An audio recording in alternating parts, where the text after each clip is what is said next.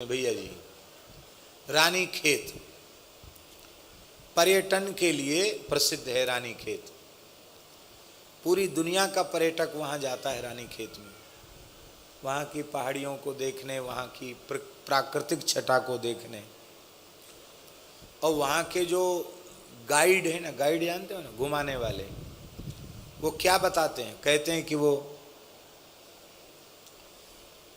अंग्रेजों की महारानी विक्टोरिया आने वाली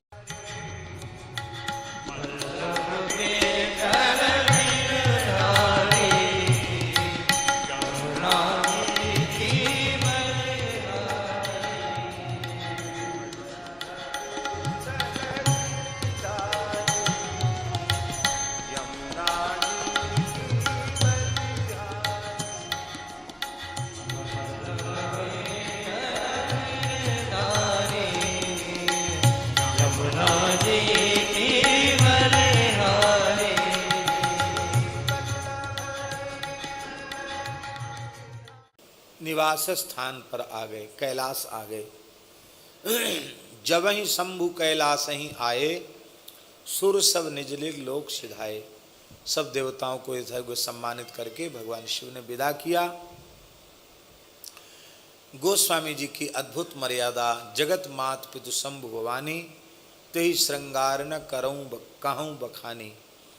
जगत के पिता माता हैं, उनके माधुर्य का वर्णन मैं कैसे कर सकता हूँ। करहीं विविध विध भोग विलासा, गणन समेत बसहीं कैलासा। और इस प्रकार से बड़े प्रेम पूर्वक कुछ काल व्यतीत हो गया और श्री कार्तिकेय जी का जन्म हो गया, जिन्होंने तारकासुर का वध किया। कहते आप ये चरित्र भी थोड़ा विस्तार से सुनावें। उन्होंने कहा, आगम निगम प्रसिद्ध पुराणा, सन्मुख जन्म सकल जग जाना। ये कह करके उन्होंने संक्षिप्त किया। वेद में, शास्त्रों में, पुराणों में कार्तिकेय जी का महात्म्य, उनकी उपासना की पद्धति, उनके जन्म के तरह तरह के वृत्तांत दिए हुए हैं और वो सारे संसार में प्रसिद्ध हैं। जो भगवान शिव पार्वती के इस विवाह का श्रद्धापूर्वक श्रवण करते हैं, गाते हैं, कल्याण काज विवाह मंगल सर्वदा सुख पावहीं। इसका तात्पर्य है,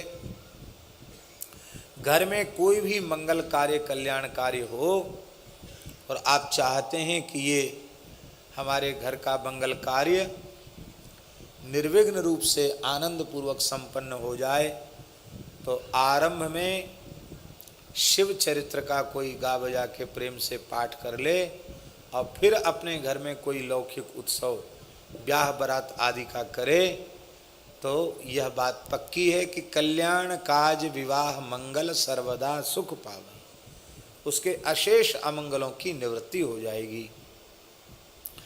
चरित सिंधु गिरिजा रमण वेद न पावहीं पार, बरने तुलसीदास किम अति मति मंद गमाल। भगवान शंकर की जो नित्य विहार स्थलियाँ वे भी अनेक हैं। पुराणों में तो बहुत विस्तार से उनका वर्णन है। हमारे यहाँ के इतिहास को लोगों ने बदला है।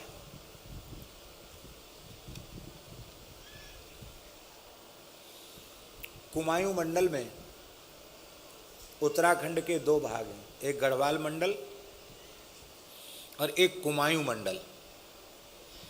सरयू जी का प्राकट्य कुमायूं मंडल में ही। कुमायूं मंडल में भी बड़े बड़े तीर्थ हैं। जैसे गढ़वाल मंडल में तो 4 धाम हैं, गंगोत्री, यमुनोत्री, केदारनाथ, बद्रीनाथ। इधर भी बहुत से बड़े बड़े तीर्थ हैं, पर इधर लोग थोड़े कम जाते हैं। स्कंद आदि पुराणों में कुमायूं मंडल के भी अनेक दिव्य तीर्थों का विस्तृत वर्णन मिलता है।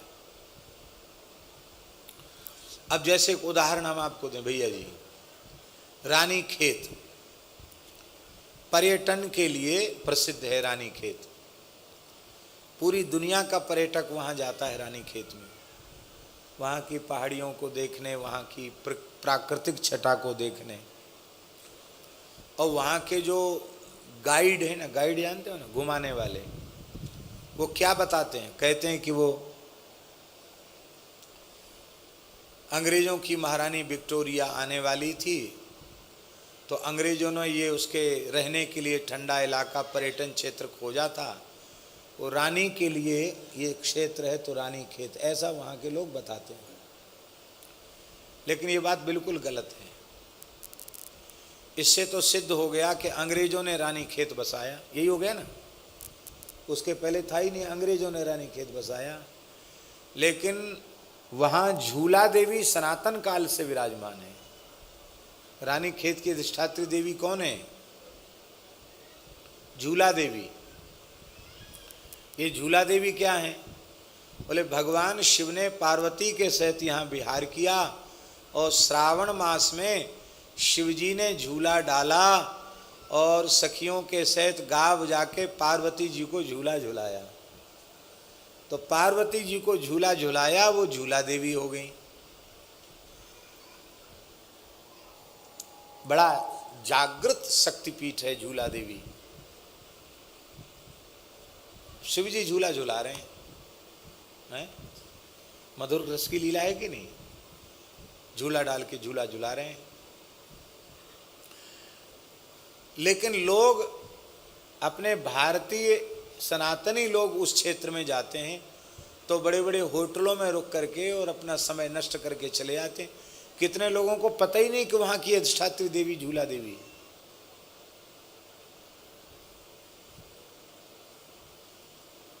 बोलो झूला देवी की।